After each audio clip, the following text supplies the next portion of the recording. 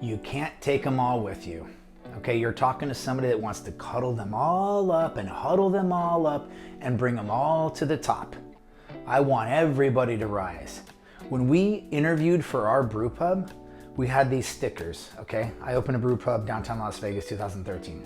The point is, we had these stickers, and when we interviewed 400 people to hire 8, by the way. Slow to hire, quick to fire, if you want a little tip there. But what we did is these little circles were green, yellow, and red.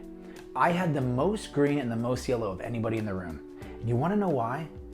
Because to a fault, I see the best in people and I believe in them. And I know that with the proper circumstances, anybody can rise to the occasion, whether that's something that's amazing that happens to them or something really negative that happens to them where they have to wake up. But what I want to share with you is the hard lesson I had to learn, and this was in every single one of my relationships, okay? That person just wasn't gonna get up there with me, right? You want someone by your side, maybe running a little ahead, a little behind, but you're on the same pace. You don't want to be dragging them up all day, right? It's exhausting. It's exhausting trying to bring people up to your level.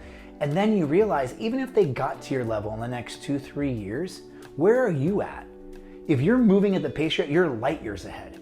So this was a huge lesson for me, and it was so hard because internally in my core, it was depressing. Like, I wanted the best for these people.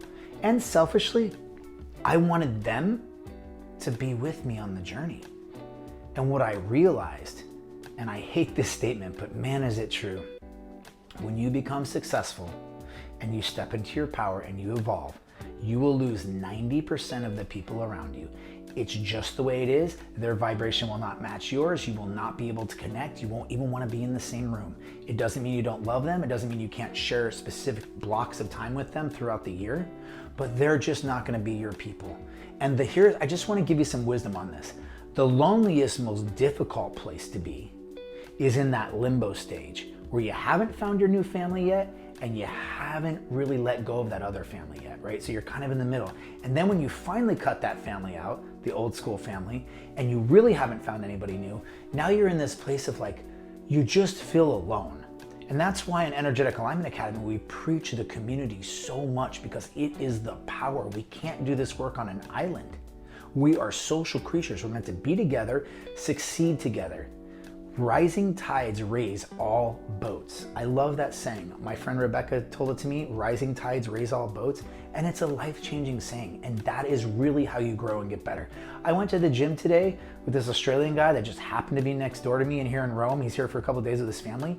And just watching him in the gym, he's pretty jacked. It motivated me. I'm like, oh, I need to get back on. I'm slacking a little bit here.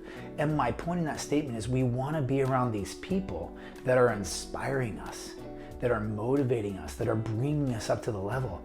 And I think it's truly better to be around nobody than to be around with the other people, the older version of ourselves that has died and energetically doesn't align and doesn't vibrate with our old community, but we still tend to hang out with them and kick it with them because that's all we know.